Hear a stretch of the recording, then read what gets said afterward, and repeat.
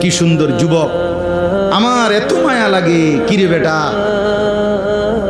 এমন শক্ত সামর্থ্য শরীর, মাথার চুল থেকে পায়ের নখ পর্যন্ত কোথাও কোনো রোগ নাই, ব্যাধি নাই। আল্লাহ তাআলা কি সুন্দর তাগড়া জওয়ান দিছে, আর তুমি সেইটারে শুধু শুধু মোবাইলে টিপ্পা, নারীর পিছনে ঘুইরা বন্ধু বান্ধবদের আড্ডায় শেষ করবে এমন সুন্দর জীবন। আস্তাগফিরুল্লাহ, আস্তাগফিরুল্লাহ। এটা হলোটা কি? হায়, অচিরেই যুবক বুঝবা।